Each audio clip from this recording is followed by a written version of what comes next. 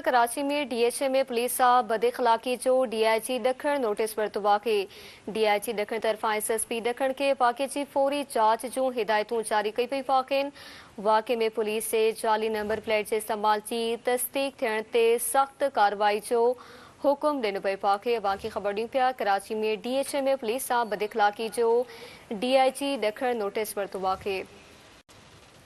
DIG ॾखण तरफ़ां SSP ॾखण खे वाक़े जी फौरी जांच जूं हिदायतूं जारी कई पई आहिनि।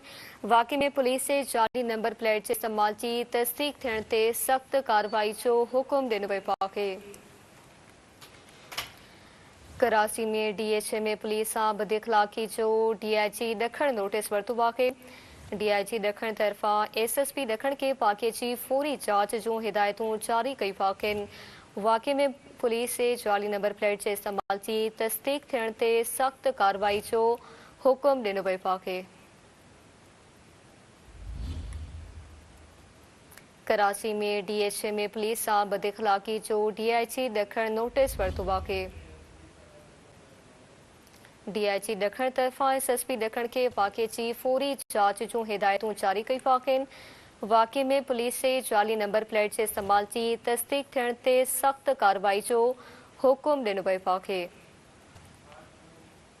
कराची में डीएचए में पुलिस सां बदइखलाक़ी जो डीआईजी ॾखण नोटिस वरितो आहे।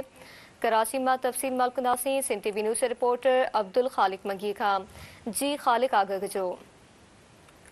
जी डीएचए में पुलिस सां बदतमीज़ी करण वारी जेका वीडियो वायरल आहे उहा हिकिड़े नौजवान जी जेका आहे वायरल थियण खां पोइ डीआईजी ॾखण असद रज़ा पारां इन जो नोटिस वरितो आहे, जॾहिं त डीआईजी ॾखण पारां एसएसपी ॾखण खे वाक़े जी फौरी जांच तहक़ीक़ात करण जो जेको आहे हुकुम ॾिनो आहे, जॾहिं त हुन इहो चयो आहे त पुलिस जे जाली नंबर प्लेट ऐं उन सां गॾोगॾु टिंटेड गाॾियुनि ख़िलाफ़ सख़्तीअ सां कार्रवाई जूं जेके आहिनि उहे आईजी सिंध जूं हिदायतूं ॾिनल आहिनि। जेकॾहिं हुन ते को बि अमल न कंदो त उन ख़िलाफ़ कार्रवाई कई वेंदी। जॾहिं त हीउ जेको नौजवान आहे इन जी गाॾी बि टिंटेड ई ऐं इन जी गाॾीअ ते पुलिस जेका लाइट हुई उहा लॻल, जंहिंखां पोइ पुलिस एहलकार हुनखे रोकियो। हुन खां पोइ हुन पुलिस एहलकार खे जेको आहे त ॾीचीअ खां पकड़ियो। जॾहिं त हीउ जेको नौजवान आहे इहो ॿुधाए थो वञे त कंहिं पुलिस ऑफिसराणी जेका आहे उनजो पुटु आहे ऐं हुनजे हवाले सां पुलिस इन जी जांच करे पई त वाक़ई ही के पुलिस ऑफिसराणी जो पुटु आहे ऐं हू जेको आहे त पुलिस सां बदतमीज़ी करे रहियो हो। हुन खां पोइ पुलिस वारनि जेको आहे त हुन ख़िलाफ़ कार्रवाई कई आहे। हिन वक़्तु डीआईजी ॾखण बि हिन वाक़े जो नोटिस वरितो आहे ऐं एसएसपी खे हिदायत कई आहे त पूरे वाक़े जी जांच करे खेसि रिपोर्ट पेश करे। जी महिरबानी अवां जी ख़ालिक आगाह करण लाइ।